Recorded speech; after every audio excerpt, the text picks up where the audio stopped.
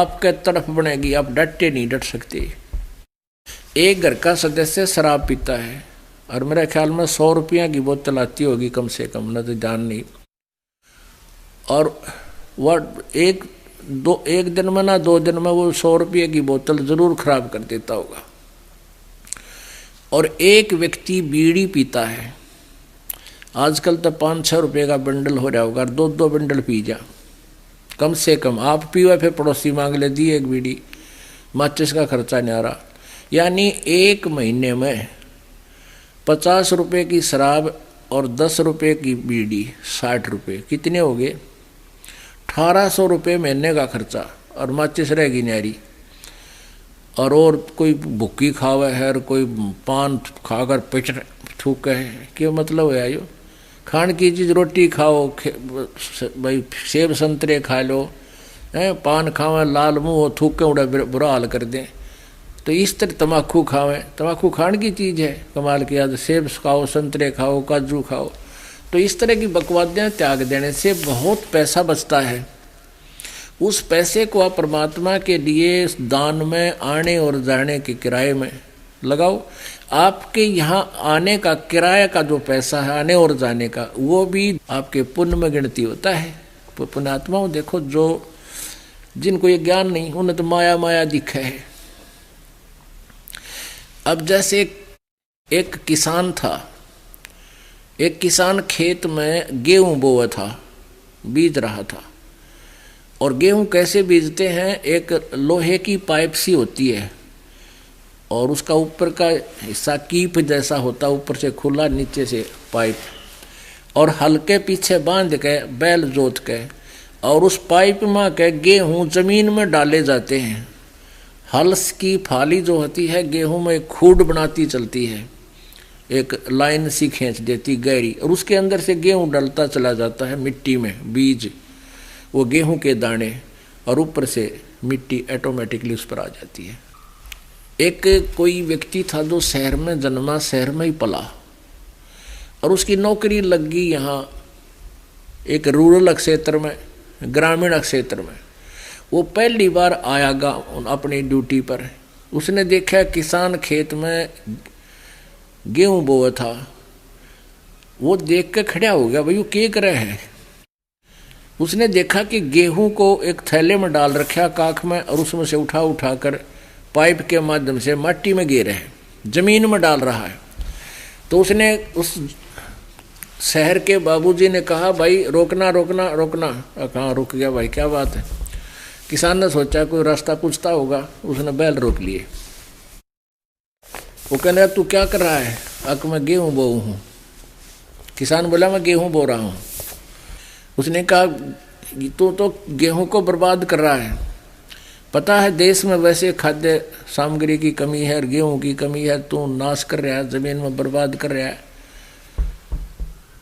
और उसने तो गेहूं देखे थे अपने ठेक्या में, लोहे की टंकियां में, और उसी से निकाल कर माता पिसवाया करती थी और रोटी बनाती थी। तो वो उसी दृष्टिकोण से उपदेश दे रहा है कि ये तो बड़े सुरक्षित रखने चाहिए, लोहे की टंकी में रखने चाहिए, इनमें तो हवा भी नहीं लगनी चाहिए, अरे तू मिट्टी में डाल रहा है, तेरा दिमाग खराब हो गया है। अब वो किसान ने सोचा, ये घुघू कितना है क्या, ये ना मेरा, ये मन ने शिक्षा देने लग रहा। उसको जानता गया कि ये कितना चिड़ियाघर में आया है।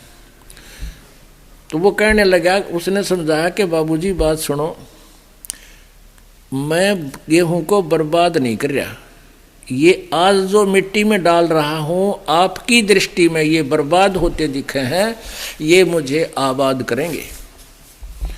आज से 4-5 महीने के बाद आज मैं 1 एकड़ में 40 किलो गेहूं डाल रहा हूं मिट्टी में, और ये 70 मन, एक मन में 40 किलो होते हैं, ये 70 मन होंगे इसमें। अब उसके आवाज समझ में नहीं आया, क्योंकि वो प्रोसीजर से परिचित नहीं था। अब किसान उस शहरी बाबूजी की बात ने कैसे माना है, क्योंकि वो तो प्रैक्टिकल किए हुए। तो 5-4 महीने के बाद फिर उसको दिखाया कि वो आया, जब गेहूं पक गए, एक दाने से एक समूह बना, गुच्छा बन गया, उत्पन्न हुआ, और प्रत्येक में 10-10, 15-15 गुच्छे बन गए, उनमें फिर बाली, प्रत्येक में एक बाली में 20-20, 30-30 गेहूँ। तब उसका विश्वास हुआ, कहाँ सच्ची भाई तो ठीक है था। तो पुण्यात्माओं, आज जो इस ज्ञान से परिचित नहीं है, आप जी यहाँ आते हो, दान करते हो, तो वो आपके हो सकता परिवार के सदस्य भी हो सकते हैं इस प्रकार के, जो आपको कहेंगे कि तू नाश करेगा, तीसरे दिन सत्संग में चला जाता है, दान करते हो, तुम न शर्म नहीं आती, पैसा कितना होगा, 100 प्रकार की अड़चने पैदा करते हैं। लेकिन आप जी परिचित हो इस मार्ग से, आप उनकी बातों में नहीं आ सकते, क्योंकि उनको तो आज आप बर्बाद करते नजर आते हो। जैसे उस शहरी बाबूजी ने लगा था, शहरी बालक ने लगा था कि ये किसान नालायक है, और किसान को पता था क्योंकि वो प्रैक्टिकल कर रहा, तो उसकी बात में वो नहीं आ सकता, चाहे कुछ भी कहो वो। तो पुण्यात्माओं, आपकी स्थिति इस ज्ञान से इतनी हो जानी चाहिए कि संसार कुछ भी कहे, अगर आपने उबरना है तो यही तरीका और दूसरा नहीं। ये ना जाने कितने वर्षों के बाद ये एक सत साधना प्रारंभ परमेश्वर करवाता। कबीर जी, किसी जीव के बस का नहीं ये कार्य प्रारंभ हो सके। आप जी ने प्रैक्टिकल भी देख लिया, कितने संत हैं बिना गिनती के, और किसी के साथ कोई खींचातानी नहीं। और इस दास के साथ कितना जुल्म करवा डाला इस काल ने, जनता को भड़का कर, राजा को प्रजा को पीछे ला कर, कि उसको पता था तेरा नाश होगा, इनको तो सच्चाई का पता लग गया, सब भाग जाएंगे यहाँ से सतलोक में। और लेकिन ये परमात्मा ने चला रखा है, ये जीव के बस का नहीं है, और जीव इसको चला भी नहीं सकता। तो पुण्यात्माओं, जैसे एक पहले ये दास गांव में पाठ करने जाया करते थे, छठाठ जब किया, एक घर में हम पाठ करते थे 3 दिन का, जैसे ये अखंड पाठ दोनों तरफ चल रहा है ऐसे, तो 3 दिन मालिक की वाणी ये ज्ञान वहाँ चलता था। और दिन में भी, रात में भी सत्संग करके परिवार के सदस्यों को या आस पास के आ जाते उनको खूब अच्छा रगड़ा ला करते ज्ञान का, 3-4 दिन मिल जाते थे हमने।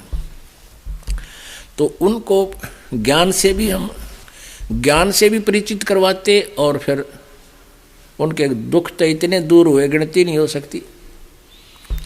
तो ऐसे फिर वो पाठ का उन्होंने महत्व का पता लगा। एक भक्त ने चौबारे बनवाए, उनके किवाड़ ना चढ़े थे, किवाड़, और उधर से पाठ रखवा दिया। हम पाठ करने गए हुए थे, जिसके घर पर पाठ हो रहा था उपदेशी थे, उनका खुद भाई दूसरा, वो नाम नहीं ले रखा था, उपदेशी नहीं था। फिर 2 उपदेशी नहीं है, ज्ञान से परिचित नहीं, उसके विचार तो ऐसे ही होते हैं। कहता है एक रिश्तेदार आ गया, बहन का बटेऊ पति, और बच्चे बोले फूफा जी आप पियो दारू और बीड़ी, आज हमारे पाठ चल रहा है, आप हमारे दूसरे अंकल का चले जाओ, चलो वहाँ छोड़ आते हैं। वो बोला मैं आपका चला जाऊँगा, वहाँ तुम घनी छोड़ के आओगे, यानी महसूस सा किया, खाना खुना भी उसको वहीं खिला दिया। तो उसके जो दूसरे चाचा ने उस रिश्तेदार को खूब पढ़ा दिया कि तो नाश करेंगे, चौबारे बनवाए थे ऊपर, और उनमें कवाड़ ना चढ़वाए गए, 2,500 रुपये पाठ कला दिए। पहले वहाँ घर में हम पाठ करते थे, 2-2,500 रुपया खर्चा होता था, 2,500 रुपये पाठ कला दिए और कवाड़ ना चढ़वाए गए, देख नाश करेगा यूँ। अब वो रात में तो पी रहा था, सवेरा जब हम जा लिए उसके बाद आया, तीसरे दिन भोग लग जाता था, हम 1 बजे 2 बजे वहाँ से प्रस्थान कर जाते थे। तो उसके बाद बताओ थे जी, फिर आया हमारा रिश्तेदार हमारे पास, और हमने शिक्षा देने लगा, कहने तुमने तो नाश करना है, क्यों बर्बाद करते हो, यू के पाठ पाखंडी आ रहे थे, हैं अच्छे अधवे पाड़े थे, और कुआड़ ना चढ़वाए गए तेरे पे, और 2,500 रुपये खर्च कर दिए तले। तो वो कहने लगा देखो कमाल की बात, वो स्वयं दारू पीवे, बीड़ी पीवे, और सारे उल्टे काम करे, और भगत ने शिक्षा दे, अगत ने यूँ के कर दिया, ऐसा नहीं करना चाहिए था। अब वो भगत उसकी क्यों कुर्बान का, जिसने इस ज्ञान कर, उनके घर पैसा दुख था, परमात्मा ने दूर किया, वो ना बताया उस पड़ोसी ने। फिर उसको समझाया कि कुआड़ भी चढ़ेंगे, सारे काम होंगे, क्वाड के बिना तो डरेंगे। और ये काफ़ी समझाने की चेष्टा की पर वो नहीं माना। फिर वो कहने लगे हम भी ना माने, हम क्यों मानना थे उसके, जब वो हमारी अच्छी बात ना नहीं मानता तो हम भी नहीं मानते, हम भी नहीं माने, हम कैसे मान जाएं। एक मजाक का चुटकुला है, एक टीचर क्लास में बैठा था और बच्चे शरारत कर रहे थे। एक व्यक्ति आकर बोला मास्टर जी, कहाँ भाई अगे बच्चे नहीं डरते आप तय। उन्होंने बोला मैं कि डर रहा हूँ इनते, मैं भी ना डरता। तो भाई वो ना मानेंगे तो हम भी ना मानना उनकी, सीधी सी बात है।